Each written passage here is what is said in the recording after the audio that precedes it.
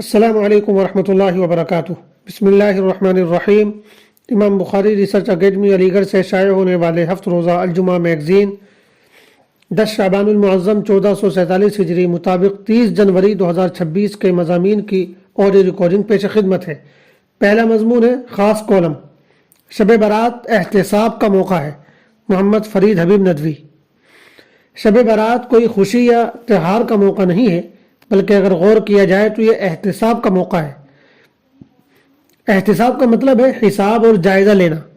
یہ احتساب دو پہلوؤں سے ہونا چاہیے، ایک اپنی دینی صورتحال کا اور دوسرا شب برات کی حقیقت کا۔ آئیے دونوں پہلوؤں پر غور کرتے ہیں۔ نمبر 1، روایت سے معلوم ہوتا ہے کہ شعبان کے مہینے میں بندوں کے اعمال اللہ کے حضور پیش کیے جاتے ہیں۔ قرائن سے اندازہ ہوتا ہے کہ یہ پیشی اس مہینے کی 15ویں رات یعنی شب برات ہی کو ہوتی ہوگی۔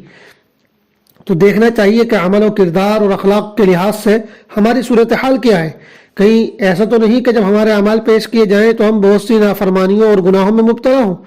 اس لیے ہمیں فکر کرنی چاہیے کہ ہمارے اعمال نامے میں صرف نیک کام درج ہوں، تاکہ جب ہمارا نامہ اعمال پیش کیا جائے تو وہ گناہوں سے پاک ہو۔ اس کے لیے اولاً تو کوشش ہی یہ کی جائے کہ ہمارا دامن گناہ میں آلودہ نہ ہو پائے، اور اگر کوئی گناہ ہو ہی جائے تو توبہ و استغفار میں تاخیر نہیں کرنی چاہیے۔ پھر سب سے زیادہ ڈرنے والی بات یہ ہے کہ کہیں ہمارا شمار ان لوگوں میں تو نہیں ہے جن کی اس رات میں بھی مغفرت نہیں ہوتی۔ کہیں ایسا تو نہیں کہ ہم اس رات میں عبادت والے اعمال تو انجام دے لیتے ہوں مگر ہمارے اخلاق و کردار میں کوئی تبدیلی نہ آتی ہو۔ کہیں ہم غفلت کے مرض میں تو مبتلا نہیں ہیں۔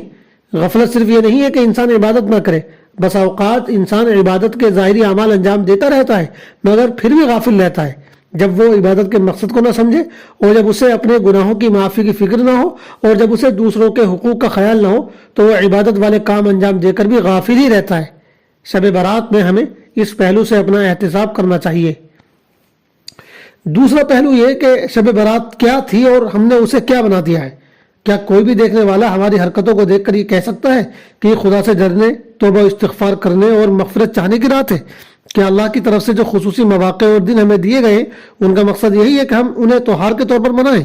ہمارے تہوار تو صرف دو ہیں، باقی جو فضیلت والے دن ہیں وہ اس لیے ہیں تاکہ ہم اپنے اندر سدھار پیدا کریں، آخرت کی فکر کریں اور عبادت و توبہ پر توجہ دیں، دل کی کیفیت بدل لیں اور خدا کو راضی کرنے کی کوشش کریں۔ اس کے بجائے ہم نے شب برات کو چند مخصوص اعمال، رات جاگنے، تفریح کرتے ہوئے قبرستان جانے اور گھومنے پھرنے اور جشن کا موقع بنا لیا ہے۔ یہی وجہ ہے کہ شب برات گزر جاتی ہے مگر ہمارے اندر کوئی تبدیلی پیدا نہیں ہوتی۔ ہم سمجھتے ہیں کہ صرف ایک رات جاگ لینے اور چند اعمال انجام دے لینے سے ہمارا کام ختم ہو گیا، جبکہ ایسا نہیں ہے۔ اس لیے ہمیں احتساب کرنا چاہیے کہ ہم نے مغفرت کی اس رات کو کیا بنا دیا۔ دوسرا مضمون ہے شعبان اسپیشل، شب برات، فضائل، مسائل اور ہمارا طرز عمل، محمد فرید حبیب ندوی۔ شب برات کی فضیلت میں کئی روایات آئی ہیں، وہ اگرچہ ضعیف ہیں مگر اتنی زیادہ ہیں کہ قابل قبول ہو جاتی ہیں۔ اس لیے اس رات کی فضیلت کی کچھ نہ کچھ اصل ضرور ہے۔ ایک حدیث میں رسول اللہ صلی اللہ علیہ وسلم نے فرمایا ہے، اللہ پاک 15ویں شعبان کی رات میں اپنی مخلوقات کی طرف متوجہ ہوتے ہیں اور دو طرح کے لوگوں کو چھوڑ کر تمام لوگوں کو بخش دیتے ہیں۔ وہ دو لوگ یہ ہیں، نمبر 1 اللہ کے ساتھ شرک کرنے والا، نمبر 2 اپنے بھائی سے کینہ رکھنے والا۔ ابن ماجہ حدیث نمبر 1390۔ ایک حدیث میں ہے کہ اللہ تعالیٰ شعبان کی 15ویں رات میں آسمان دنیا پر نزول فرماتے ہیں اور قبیلہ بنو کلب کی بکریوں کے بالوں سے زیادہ لوگوں کی مغفرت فرماتے ہیں۔ روایت میں ہے کہ صبح تک اعلان ہوتا رہتا ہے کہ ہے کوئی مغفرت چاہنے والا جس کی میں مغفرت کر دوں۔ ترمذی شریف حدیث نمبر 739۔ لیکن اتنی بڑی تعداد میں مغفرت ہونے کے باوجود کچھ بد نصیب ایسے بھی ہوتے ہیں جن کی اس رات میں مغفرت نہیں کی جاتی۔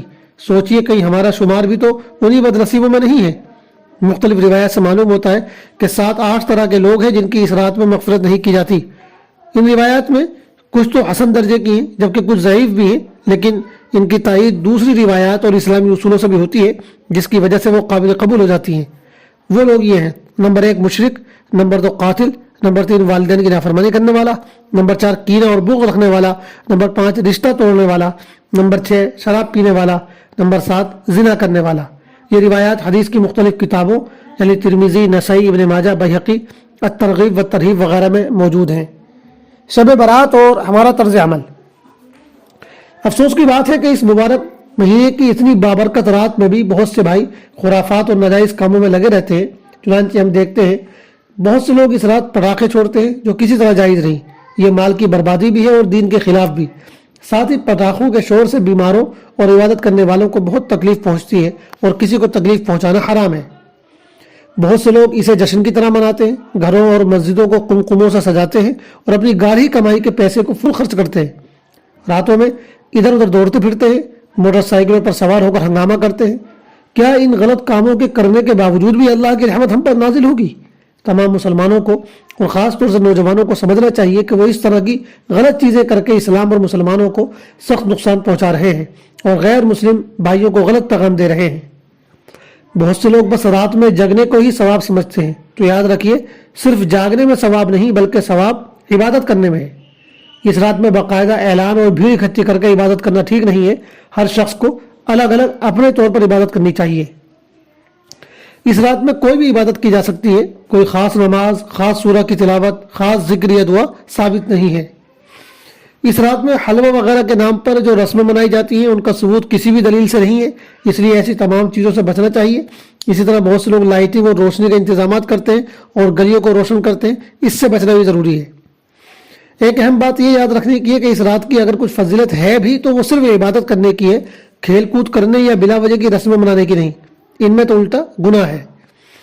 کچھ لوگ یہ سمجھتے ہیں کہ اس رات مردوں کی روحیں گھروں میں آتی ہیں اور یہ دیکھتی ہیں کہ ہمارے لیے کچھ پکایا گیا ہے یا نہیں۔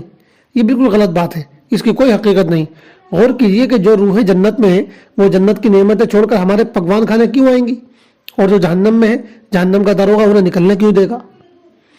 حدیثوں سے معلوم ہوتا ہے کہ ایک سال شب برات میں اللہ کے رسول صلی اللہ علیہ وسلم قبرستان تشریف لے گئے تھے، اس لیے کبھی کبھی اس رات میں قبرستان جایا جا سکتا ہے، لیکن اس کو ہر شب برات میں معمول اور عادت نہیں بنانا چاہیے، اس لیے کہ اللہ کے رسول صلی اللہ علیہ وسلم ایک ہی سال شب برات میں قبرستان تشریف لے گئے تھے، ہر سال نہیں جاتے تھے۔ شب برات میں ہم کیا کریں؟ نمبر 1، عشاء اور فجر کی نمازیں وقت پر باجماعت ادا کریں۔ نمبر 2، جتنا ہو سکے نفل نمازیں پڑھیں، تہجد پڑھیں، ہو سکے تو صلاۃ التسبیح پڑھیں اور قرآن مجید کی خوب تلاوت کریں۔